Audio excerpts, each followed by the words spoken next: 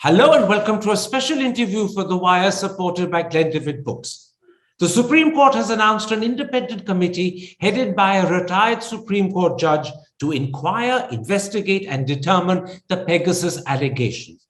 And it seems prima facie that the committee has a fairly wide mandate. So today we ask, is this the response we were hoping for?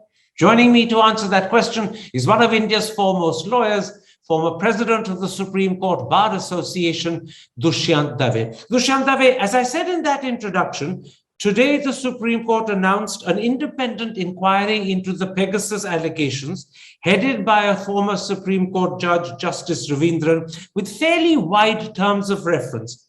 Before we come to specifics and details, what is your broad opinion of this step? I think today's judgment is a historic decision. It is a watershed in the history of Supreme Court of India. And I must say that, the judgment has surprised the entire country and many of us, who have been watching the Supreme Court closely because considering, the way the Supreme Court was, willing to bite everything that was offered to them by the government in last 7 years. This judgment is therefore I think it's a great, I would say it's a bright sunshine, in a dark days. And therefore, I think this judgment will go a long way in India's judicial history as a very, very important decision. Before I come to specifics, let me ask you one more general question.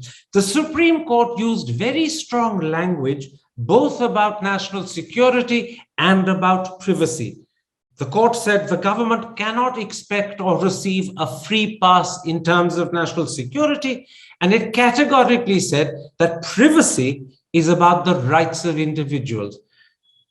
Does that sort of strong language suggest something important about the Supreme Court's concerns? Yes, it does. In fact, it clearly establishes that the court is seriously worried about, the infringement of constitutional guarantees of the citizens, and particularly right to privacy, which the judges have rightly put as one of the most important rights that citizens must possess. As they said that every man lives in his own castle, and, government has no right. In fact, the Supreme Court therefore very rightly says that right to privacy is directly infringed when there is surveillance or spying by a government agency or any other private character. So I think the Supreme Court has clearly, categorically, and in no uncertain terms stood with the citizens and told the government that enough is enough. You have failed to protect the right to privacy of the citizens. We are here as watchdogs. We are concerned there is a prima facie infringement, and we would like it to be investigated by a fiercely independent committee. Let's then at that point come to details of the actual step the court has taken. Now, this independent committee is headed by a retired Supreme Court judge, Justice Ravindran. In your opinion, is he a good choice to head this committee? I think Justice Ravindran's choice is perhaps one of the most outstanding choices that judges could have ever thought of. Justice Ravindran has commanded respect across the board, both, in the Supreme Court and in the High Court of Karnataka from where he came, and also wherever he was Chief Justice of a state High Court. He is an extraordinarily upright judge. He is a brilliant judge in terms of legal acumen. He is fiercely independent, and he reflects tremendous sobriety. But most of all, what Justice Ravindran possesses is keen sense of probing deep into issues. And this is where he made a very, very good judge. His judgments were therefore always a delight to read. He always, took the matters very, very seriously whenever we have argued the cases, and he went very into great depth. So I think his choice is perhaps the best in the circumstances. Now, one of the members of the committee is Alok Joshi, a former head of RNAW and a former head of the National Technical Research Organization. And to the second organization, NTRO, he was appointed by Mr. Modi and served from 2015 to 2018. Is that a matter of concern? No, look, on the constitution of the committee, I don't think one should really bother. The judges have said that they have gone very extensively to search for good people. They asked many people, some said no because of whatever personal reasons. Some said they had conflict of interest. Ultimately, judges have decided upon the committee, and there is a technical committee to assist the committee. I think we should not be debating about the choice that the Supreme Court has made. I have no doubt in their wisdom, judges have made the best choice in the circumstances. I hear your answer, but let me ask you one more question, and it's to do specifically with Alok Joshi's connection to the National Technical Research Organization. Now, that is one of the government's intelligence bodies. Is the Supreme Court certain that the NTRO itself never acquired Pegasus? Because if it did, there could be a terrible conflict of interest. Well, I have no doubt if there was a conflict of interest, the gentleman would have disclosed it to the Supreme Court. Nobody is going to take that for a chance. Ultimately, when the Supreme Court makes a request, the highest court makes a request on citizens to really, render assistance to the court. Every person would come forth very honestly and candidly. So I have no, anxiety on this. I think this committee is a good committee. It's being supervised by Justice Ravindran. The terms of the reference are very clear, and the directions to the government to render assistance is very clear. So I think I don't see there is any point in having any kind of reservation about the constitution of the committee. Let's then come to the terms of reference, which, as you said, are very wide. Now, in the first instance, the committee will inquire whether Pegasus was used. Then it will inquire whether it was acquired by either the central government or any state government. And thirdly, it will look into the question, what law was it used under if it was used? Do those three terms of reference cover the main issues that need to be investigated? See, the judgment proceeds on the assumption, and this is very important, because judgment, accepts certain investigations which were made by international bodies, including by 17 independent news organizations, of which Wire is one of them. And they, collated information, and they came out with this brilliant report earlier this year. And in that, they said that there were a large number of countries in the world who had acquired this Pegasus software. It is a weapon-grade technology, including India. And many people, citizens, private citizens in India, were subjected to surveillance by Pegasus. And their investigation further found that they had hard evidence to show that 10 citizens had actually been surveilled by this Pegasus mechanism. Now, it is because of that the judgment proceeds on the assumption that yes, Pegasus was used. Yes, right to privacy of several citizens was breached. Constitutional law was violated, and how it was done without any backing of the law, backing of the statute. And most of all, the government failed to file an affidavit in the Supreme Court and reassure the Supreme Court that we had not utilized it. Now, that therefore is very important. The Supreme Court judgment therefore clearly puts all that behind and now constitutes a committee. Therefore, the purpose is to unearth the truth, and whoever has used it, whether central government and its agencies or any private individual, I think the committee will give an answer to the country. Okay, so quite clearly, you believe that the terms of reference in terms of inquire, investigate, and determine are not just adequate, but very importantly, go on the assumption, A, that Pegasus was used, and B, that the right to privacy of Indian citizens was breached. Let me come to some other terms of reference which have been assigned to the committee. These are well beyond the need to inquire, investigate, and determine. I'm talking about the requirement to recommend new laws or amendments for securing the right to privacy, to establish a mechanism for citizens to raise grievances about illegal surveillance, to make recommendations for an independent agency to investigate cybersecurity vulnerabilities, and perhaps most importantly of all, the committee is also required to recommend arrangements that may be made by the court as an interim measure to protect citizenship rights pending action taken by Parliament. In other words, the court is already envisaging some sort of Vishaka guidelines meant for privacy, meant for surveillance, which the court will put in place if the government is slow to respond in terms of legislation. What do you make of these wider terms of reference?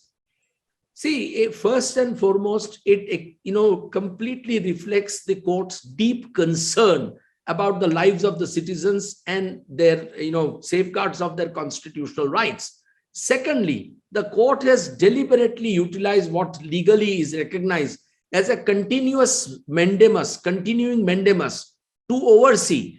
The court's judgment is not merely to unearth what has happened, but to ensure that such things do not occur in future.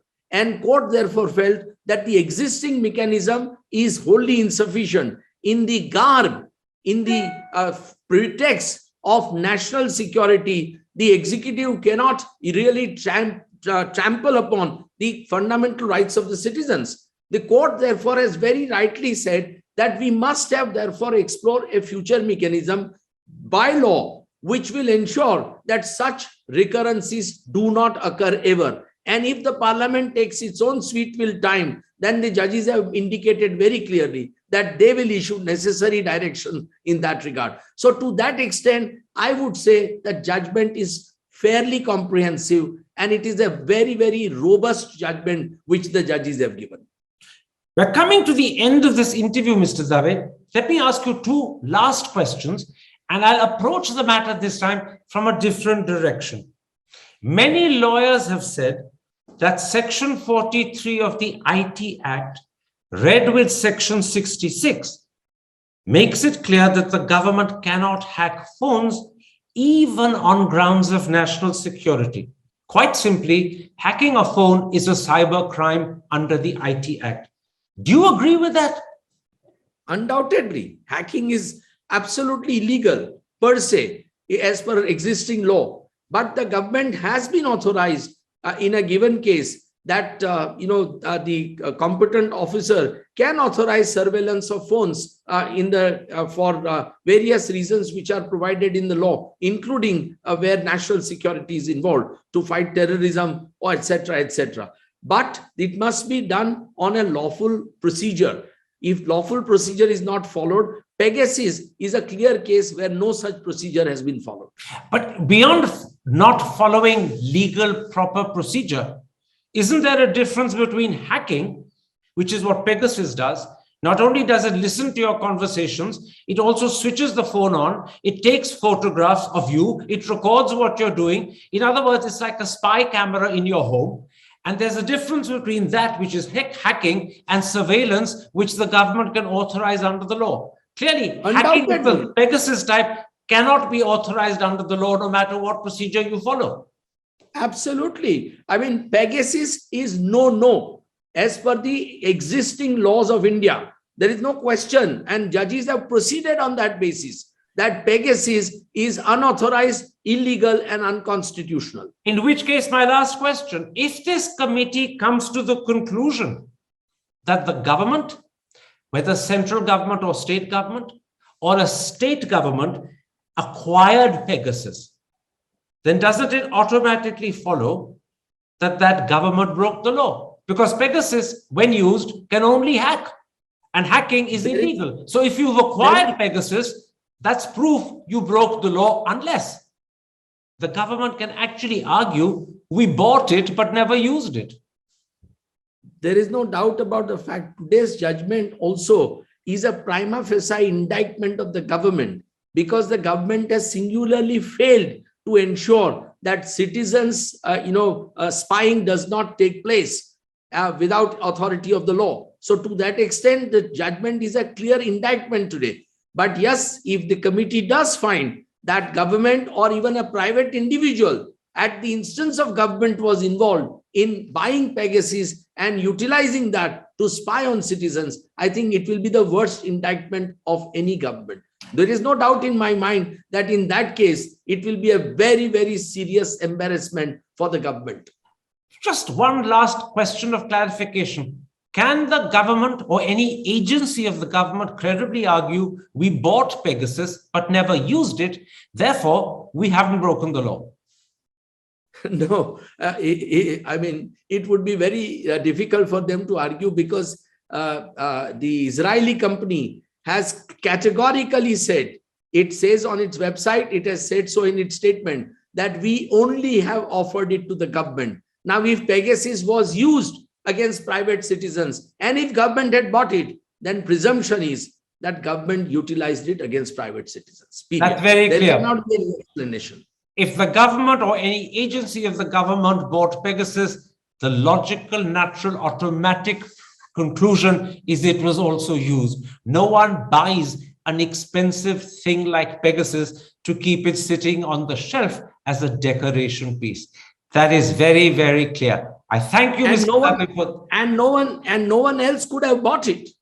Absolutely. Except the government. That's more important. Well, it is technically possible that an agency or a foreign government was using Pegasus against Indian citizens. That is technically possible. There is an argument being made in France that Moroccan agencies or governments have been hacking the French president, French journalists, French cabinet ministers, but that too has to be established.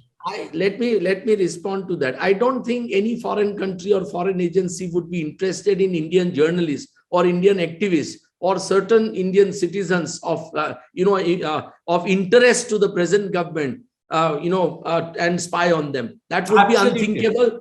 It would be unthinkable. Absolutely. If you look at the people whose phones have been hacked, including a lady who worked for the Supreme Court who raised allegations against a former Chief Justice and members of her family, it's very hard to believe that a foreign government would want to hack their phones. That also includes people like Prashant Kishore. It also possibly includes people who are Naga dissidents or whatever. It's very hard to believe this list of people would be of interest to anyone outside India. I thank you for this interview. These are only few instances. There may be hundreds and hundreds of more Indians who were definitely, spied upon with the use of Pegasus, which inquiry will show. Absolutely. Thank you very much for this interview, Mr. Dave. I'm very grateful. And I repeat what you said. This is a historic decision by the Supreme Court. You said it is a watershed in the history of the Supreme Court. And you said today's judgment is a prima facie indictment of the government. It begins on the premise that Pegasus was used. And secondly, that the privacy of Indian citizens has been breached. It's on that premise that the terms of reference have been set to inquire, investigate, and determine. Thank you very much for your clarity. Take care. Stay safe. Thank you.